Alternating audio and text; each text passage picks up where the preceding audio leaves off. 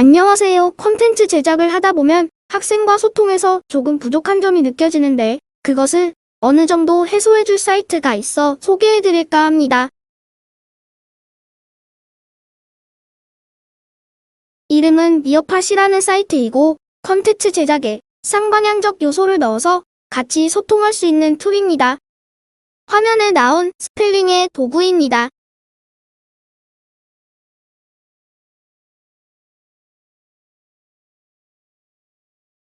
미어팟.com으로 들어가서 하셔도 좋지만 저는 구글과 연계된 시스템으로 진행하였습니다.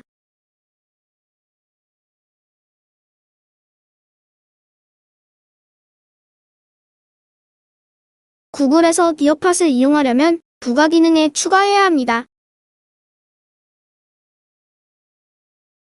부가 기능 관리에 가면 구글 프레젠테이션과 연계해서 사용할 수 있는 다양한 부가 기능들이 있습니다.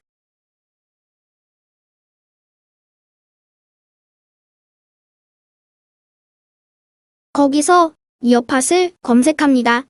저는 이미 깔려져 있습니다. 검색하고 기능 추가를 하시면 됩니다. 계정에 따라 다른데 관리자 계정이 아닌 경우 앱은 관리자의 허락을 받아 진행해야 합니다. 이 점 꼭 확인하세요. 다시 오시면 이렇게 부가 기능이 추가된 것을 보실 수 있습니다. 그러면 설치된 미어팟을 통해 실제 수업 프레젠테이션을 간단히 만들어 보겠습니다. 부가 기능에 들어온 미어팟입니다. 실행을 해주세요.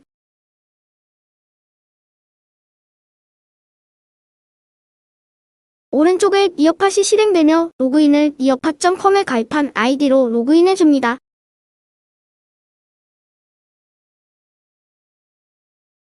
구글 아이디와 미어팟 가입 아이디가 같으면 좋습니다. 미어팟이 오른쪽에 실행되었네요. 다양한 메뉴들이 있습니다. 먼저 수업의 제목부터 적겠습니다.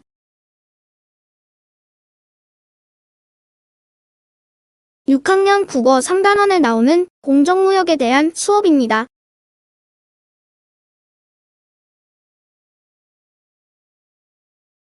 아이들과 할 수업처럼 슬라이드를 추가하면서 수업을 구성하세요.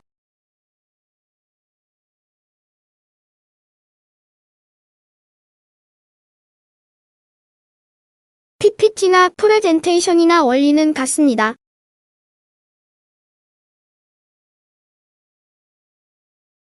저의 수업 구성은 먼저 공정무역이라는 개념에 대해 학생들과 생각해보고 교과서에 제시된 공정무역 글을 읽게 합니다.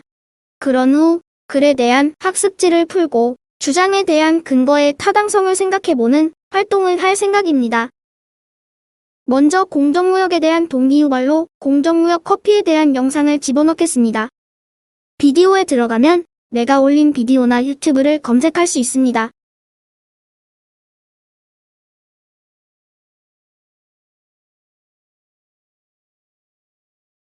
유튜브에서 공정무역을 검색해봅니다.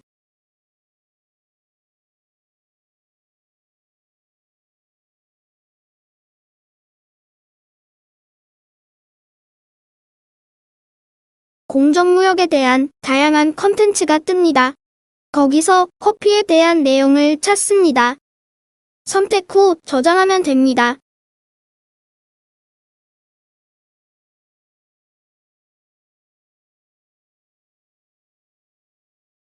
그러면 영상이 나오는 것을 확인할 수 있습니다. 미어팟의 좋은 점은 여기서 영상 중간중간 활동을 추가할 수 있다는 점에 있습니다. 활동은 개방형 질문과 객관식을 추가할 수 있네요.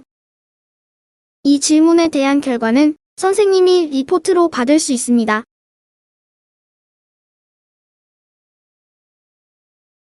학생들에게 제시할 질문을 적습니다.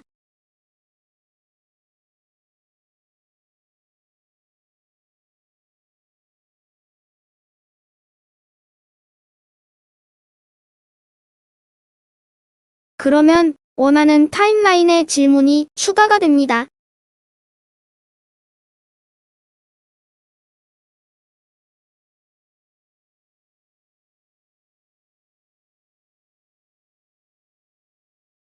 이렇게 하면 영상이 슬라이드에 추가되어 게시됩니다. 당장 나타나지는 않지만 이렇게 슬라이드가 추가된 것을 확인 가능합니다.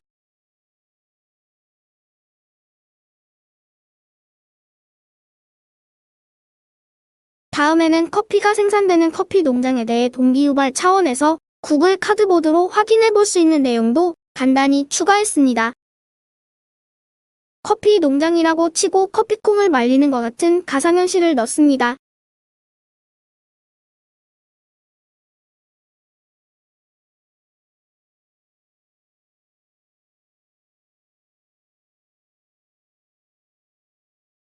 이 메뉴는 사실 가상현실 체험학습에 사용되지만 이렇게 흥미 차원에서 활용해도 좋습니다.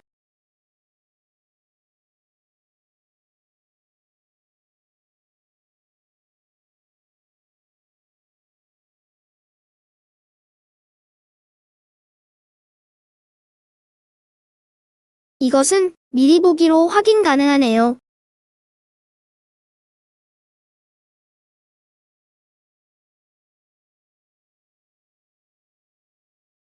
다음, 추가될 슬라이드를 선택을 합니다.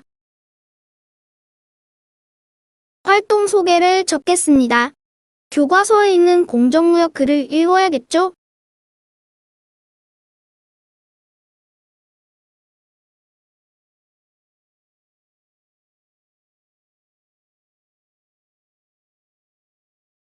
학습지는 구글 학습지로 제시합니다. 구글 클래스룸이나 팀즈에서는 과제를 제시하고 그 결과를 개별로 받는 기능이 되지만 니어팟은 그 정도까지는 아니고 구글 독스나 프레젠테이션에 들어가서 활동은 할 수 있습니다. 추가는 구글 문서, 공유 주소를 넣습니다.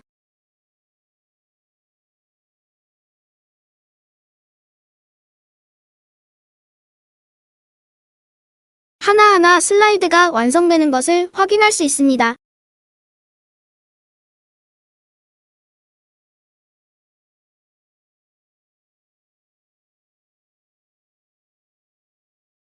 다음은 학습지를 풀고 같이 발표를 해보았으니 퀴즈를 간단히 내보겠습니다. 물론 대단한 퀴즈는 아닙니다.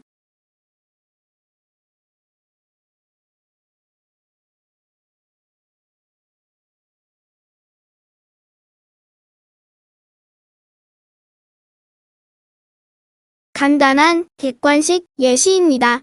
선지와 질문을 추가해서 활용 가능합니다. 이 결과도 교사가 리포트로 받아볼 수 있습니다.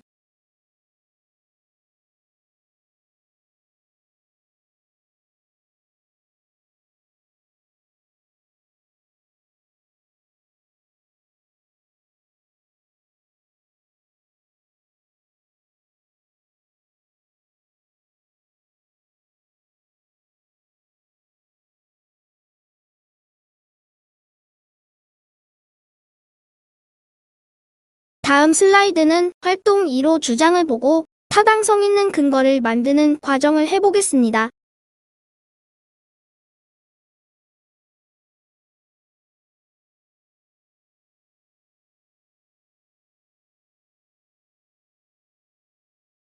다음에는 공동작업 공간에 대해 간단히 해보겠습니다. 공동작업 공간은 학생들이 디어팟에 같이 있을 때 같은 공간에 들어와서 패들릿이나 구글 잼보드 같이 할 수 있는 슬라이드입니다. 아쉽게도 패들릿이나 구글 잼보드 같이 유목화할 수 있는 이동 기능은 포함되어 있지 않습니다.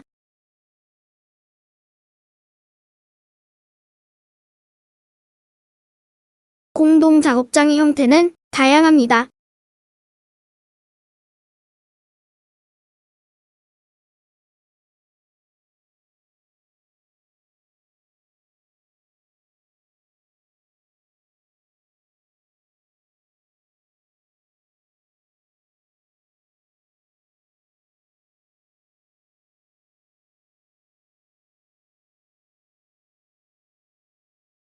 사진도 추가해 보겠습니다.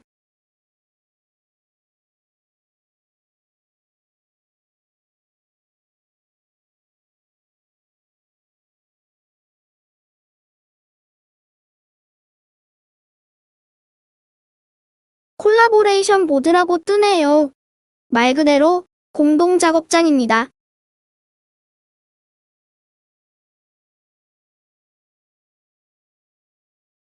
마지막 슬라이드인 수고하셨습니다.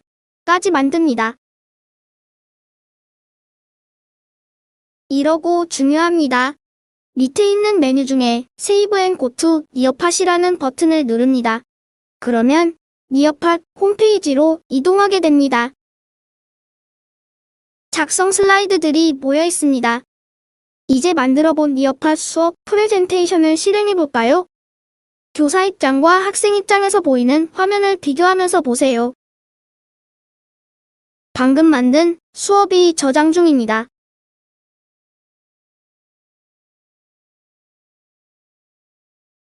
저장된 수업은 화면과 같이 뜨는데 여기서 티치를 눌러야 수업이 시작됩니다. 밑에는 수정과 미리 보기입니다. 세 가지 메뉴가 나옵니다. 니어팟은 줌과 연계해서 수업도 가능합니다. 다만 방을 새로 만들어서 제시해야 하는 단점이 있습니다. 스튜던트 페이스드는 학생에게 니어팟을 넘기고 혼자 학습하게 하는 형태입니다. 우리는 라이브를 선택합니다. 니어팟을 실행하면 참여 코드가 뜹니다. 학생 입장에서 니어팟.com 접속 후 코드를 넣으면 학생도 지금 니어팟에 같이 들어가서 수업을 할 수 있습니다.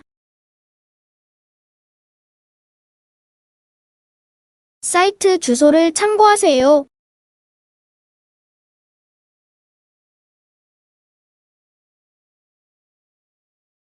학생은 접속하면 이름을 적을 수 있습니다.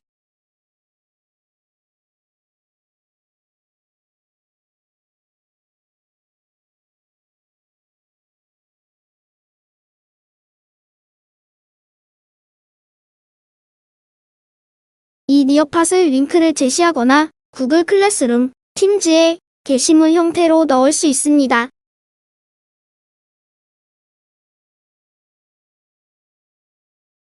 자, 같이 보겠습니다.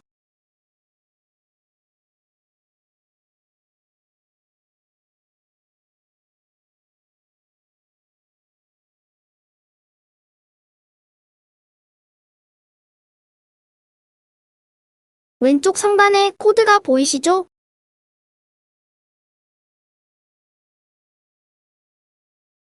아래에 접속 학생이 뜹니다. 학생 이름을 보이게 하거나 안 보이게 할 수 있습니다. 첫 번째 학습은 영상 보는 거였습니다. 교사가 실행을 하게 해주면 영상에서 계획한 활동을 할 수 있습니다.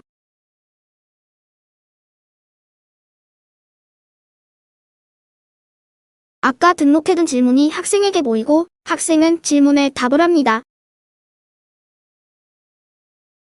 학생의 대답이 바로 결과물에 제시됩니다.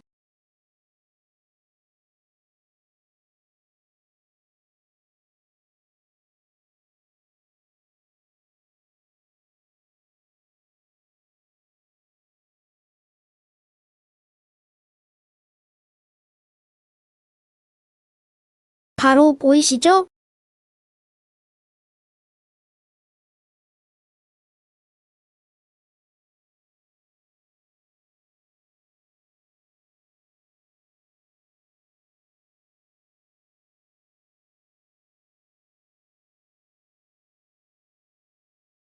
그리고 영상을 봅니다. 영상을 볼 때는 같이 시작을 해야지 영상 보는 시간을 맞출 수 있습니다. 이는 화상의 시스템과 같이 운용하면 문제는 없을 것 같습니다. 단방향성 콘텐츠인 경우도 사실 영상을 보게 하고 문제를 풀면 되겠네요.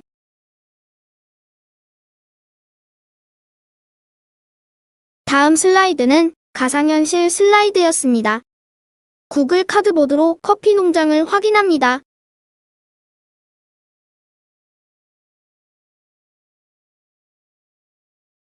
안내 슬라이드가 나오고 구글 독스 학습지인데 권한 설정 오류로 학생에게는 안 보이게 나왔네요. 권한 설정만 제대로 되면 학생들이 구글 독스에 접속해서 수업을 할 수 있습니다.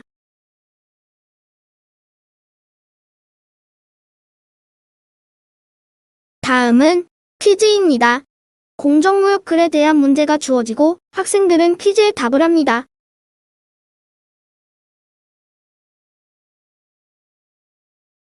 답을 하면 그 결과가 뜹니다.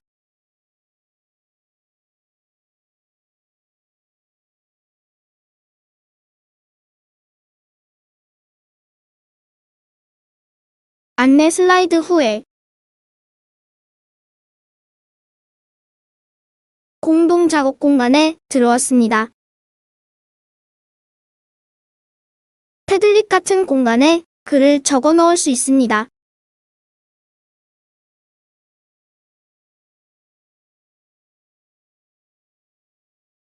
앞에서 말했듯이 글을 옮기거나 유목화는 어렵습니다. 이 점은 개선되면 더 좋지 않을까 싶습니다. 아니면 구글 잼보드를 공유해서 수업 때 접속하게 하는 것도 좋을 것 같습니다.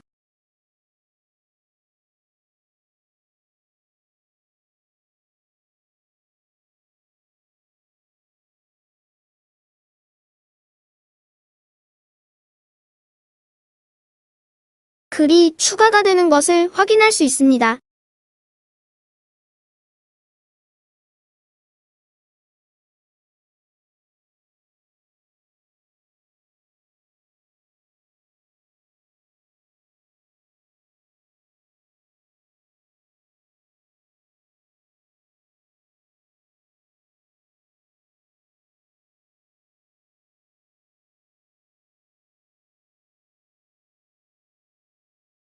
이렇게 간단한 수업이 끝납니다. 그 외에도 많은 기능들이 있으니 한 번쯤 수업을 리어팟으로 계획하셔도 좋을 것 같습니다. 학생 결과물을 받아보겠습니다.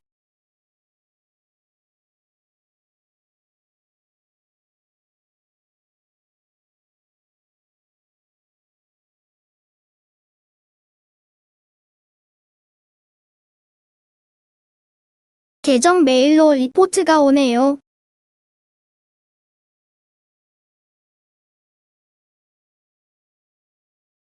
글자가 깨지긴 하지만 결과물들이 나와 있네요.